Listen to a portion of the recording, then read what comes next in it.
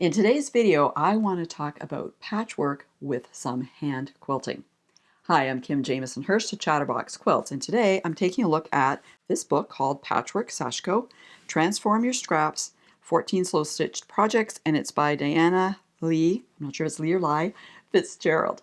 And this is published by C&T Publishing, so thanks so much to C&T Publishing for providing me with this copy so I can share it with you. So let's take a look inside. First off, I know we're going to be talking about scraps, which is always great, and with some hand quilting or some handwork on it too, some of that slow stitching that's so nice and calming and meditative. And she talks about different types of handwork, different traditions of handwork, some of which you may have heard of before: Boro, Kantha, Sashiko, and Kawandi. And so she's using different other handwork traditions to create the project she's doing in here. So you'll see some influences from them when she does her projects. So when she talks about her patchwork Sashiko, there are certain kind of rules, okay? There's not a lot of rules, but there's a few things that she does with hers. So she talks about raw edges and random placement, which isn't always as random as you may think it is, right? So there can be some thinking going on when you are putting these scrap pieces into your work. She also talks about uniform hand stitching because you're using a running stitch, and she likes to use white thread to go through because you do want to see the hand stitching on these pieces. And she talks about uniform rows. So we have uniform hand stitching, which means that you're trying to get each stitch the same length, and then you have the same width or distance between your rows of stitching. So that is what she is using in her process. And of course, she's using scraps, right? She goes over the tools and materials you will need, one of which is interesting is the silicone needle pullers, which can be very helpful because you're going through several layers of fabric when you're doing this hand quilting. It can be tough to pull them up by just your fingers, so these little silicone pulls can be really helpful. You're using different needles because you're doing handwork, and some crochet thread in 10 weight, which is also helpful to know what thread exactly she's using. You could probably substitute some, but it's a good place to start knowing what she prefers to use. Then she gets into the basics. So what you're going to be doing is you're making this patchwork fabric. And then from there, you're going to be using it to create different projects, because she said she would show people how to do this technique, and then people would say, yeah, okay, I've done it. What do I do with it? So this book has all these different projects that you can use that fabric once you've created it in those projects, right? And I got to say, when I looked here at first, I loved her jacket. I'm thinking, I've got to head to the thrift store and get myself a blazer so I can add some scraps to it, because I love the look of this. I thought it was so effective and, of course, so original and personal as well. So she gets into great depth showing you how to do this process of putting all these scraps together. And as you can see here, she also has information about troubleshooting. And one of the things I also enjoy in this book is the fact that there are so many photos. As she goes along and explaining how she's doing this, she has a photo to help you, right? So I really like to have the text and also photos so I can really understand that process. But as I mentioned, she has this troubleshooting placement here. If you run into some of these as you're making your fabric, how to get around those, okay? Because when you're learning, sometimes you have issues, and it's always good to have information about how to correct, they're not really mistakes, but how to, get past or troubleshoot some of those issues you may be having. She goes into, again, great detail about how she's doing that hand stitching. She actually draws lines on there so you can follow it along, and you don't have to, think about where's the next line or stitching going to be going, because remember, she's talking about that even distance between the rows of stitching. So again, lots of great photos, I should say, on how to do this right from the start, how she holds her needle and how she applies the stitching, how she starts the stitching on her fabric. When she's done and created her piece, she talks about how to remove some basting stitches. So again, as she goes along and she's got those lines drawn, she's doing some basting to keep all her fabrics together, because remember, you're not working on one piece of fabric, you're working on a lot of different pieces of fabric. You need to hold them down before you can do that stitching on the top, which is like a decorative part of the piece. Now, while she's using in the other examples that you saw all these different types of scraps, you've got lots of different colors going on, she also gives you other ideas for how you can create this fabric as far as your fabric choices. So here she's going monochromatic, all right? So she's got, for example, on here, pinks and reds, blues, greens. So lots of different ideas on choosing the scraps you're using as far as the colors. All right. So different look, totally.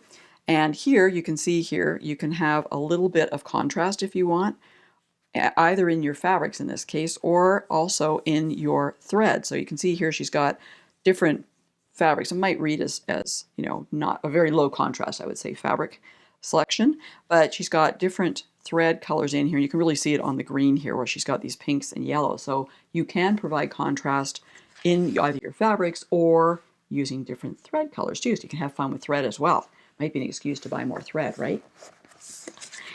We always like an excuse to go to the quilt shop, don't we? Okay, so then after you learn how the process is accomplished and how you can add some contrast, some different ideas for, you know, making your piece, then she gets into some projects. So here's one of them. This is called Three Stones Tote.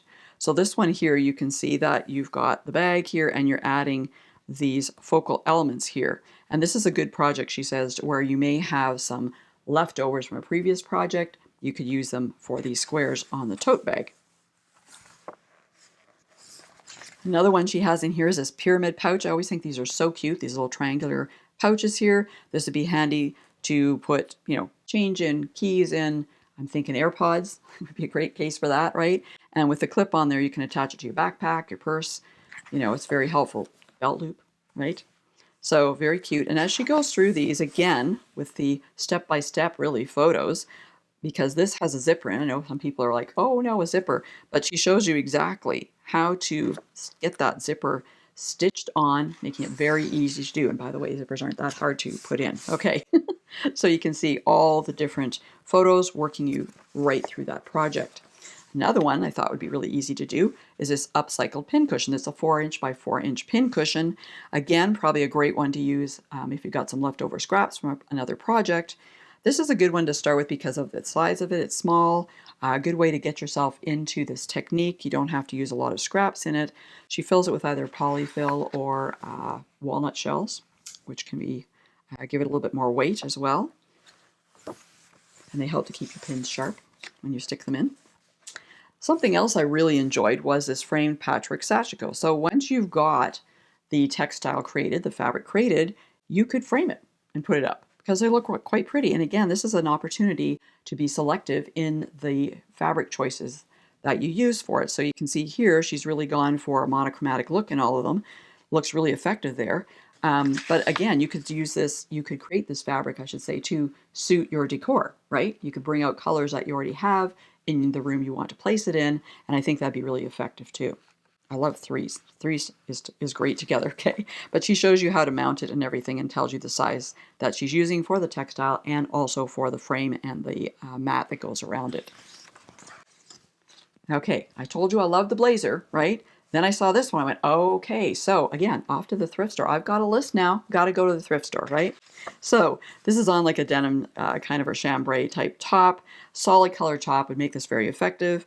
And it wouldn't take all that long to do this because you don't have a ton of fabric going on there. You could put it, you know, she has some on the front at both sides. She's got some on the back here, some just on the one side in the front.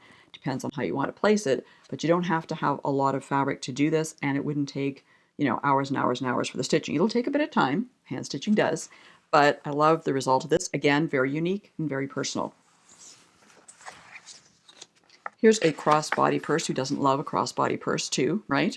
So again, this is just part of the purse. You can see the rest of it is just, you know, regular fabric, if you will. It's not stitched together like this is. So again, wouldn't take all that long, but she does show you how to make the bag. So it's not you're just getting a bag and adding, you know, something on top of the flap. She shows you exactly how to make the bag and how to even get the strap all set up as well. So very helpful. So another project that she has in the book is this Comfy Cafe Curtains. So this is a project where the seams are finished, so sort of like a pojagi or bojagi technique. Again, wouldn't take all that long, but you are doing some stitching on here, right, to add extra interest to it, really pretty. And when you put them up against the against a light or against the window, you can see that it almost looks like stained glass with those flat felt, or I think she might be using French seams in this particular one, but the seams are encased, so you don't have any raw seams. So very pretty. And again, you can make these whatever size that you wanted. You can make them larger than what she has. These are 23 inches by 18 inches, and there's 2 of them that she's made here. So lots of fun projects in here. Great way to use up scraps. I love the hand quilting she does on these, the look of them. I like the variety of projects in this book. And also, before I continue on, I want to make sure I say a big thank you to my Patchwork Pals. Those are quilters who are my Patchwork Pal YouTube membership, and for a small monthly fee, they support my Chatterbox Quilts YouTube channel, and they get lots of great perks, including early access to all my videos. So if you're interested in supporting my channel, becoming a Patchwork Pal member, check on below any of my videos. You'll see a join button, and you can click on it. It gives you all the details. You could even join us today. Now you might be wondering, where can you get the book? Of course. So check up above or in the description below, because I'll put links for you to get your own copy of Patchwork Sashiko. You might be wondering about what other projects you can do using some hand stitching techniques. Well, don't worry, I've got you covered. Check out this video that has the important information that you need. And for more helpful quilting information, be sure to go to my website at www.chatterboxquilts.com.